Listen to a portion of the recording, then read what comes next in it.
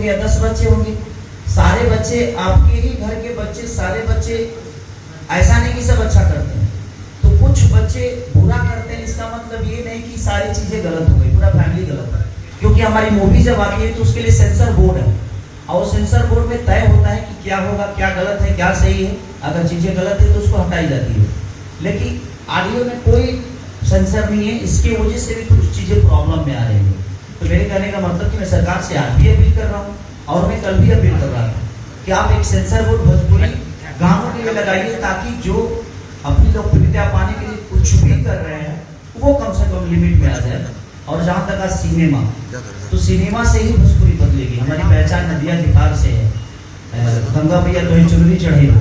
तो कहीं ना कहीं हम बेहतर सिनेमा तभी कर पाएंगे जब बेहतर हॉल होगा, बेहतर रिकवरी होगी, तो सारी चीजें तभी आएगी। और हमारे यहाँ हॉल का बहुत प्रॉब्लम है कि हम सामान तो बना लेते हैं लेकिन बेचने का कोई जरिया नहीं है, बेचने की कोई जगह नहीं है, तो उसमें थोड़ी प्रॉब्लम हो रही है। बाकी जगह पे थिएटर है, अगर भोजपुरी में भी सरकार अगर मल्टीप्लेक्स में चीजों को लगाने की इजाजत दे दे तो शायद हम भी अपने आप को बड़ा कोशिश तो कर ही रहे हैं।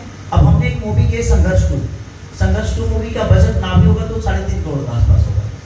उसको हम दुबई में शूट कर रहे हैं, आप बैंकॉक में कर रहे हैं, हमने गोरखपुर की। तो उसकी जरूरत जहाँ जहाँ है मैंने कोशिश की है कि हाँ एक बेहतर सिनेमा का हिस्सा बनूं मैं, और अपने भोजपुरी भाषा को एक बेहतर सिनेमा दें जिससे हमारी पहचान है। कब आएगी वो मूवी बहुत जल्दी आप सबके बीच में आएगी। मैं 18 तारीख को फिर उसका 2 शॉट के लिए, सिर्फ 2 शॉट के लिए दुबई जा रहा हूँ। भोजपुरी या हिंदी? नहीं भोजपुरी है।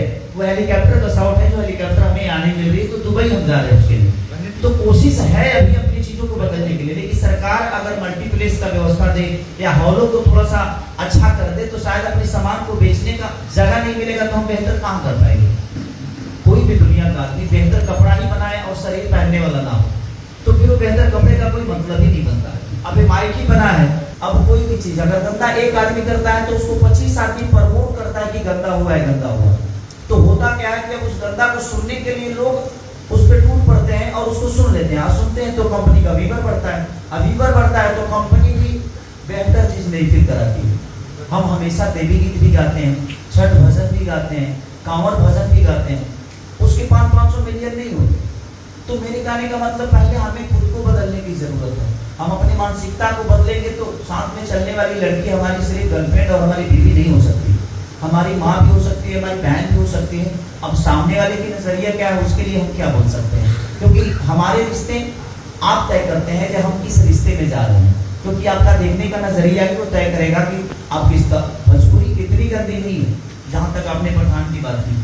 तो संगीत का कोई कलर नहीं होता, संगीत की कोई जात नहीं होती, कला का कोई मजहब नहीं होता।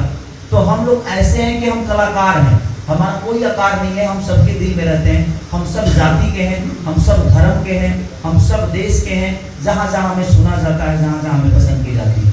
तो कुछ चीजें हैं गलत हमने भी किया है, ऐसा नहीं कि मैं बोलूँ कि नहीं, मैं जब मुझे समझ नहीं थी तो हमने की। और जहाँ तक हमारा भाषा है, हमारे भाषा में हम गाली सुनने के भी पैसा देते हैं। अब तो बहन की तरह हैं, और आपने भी शादी ब्याह में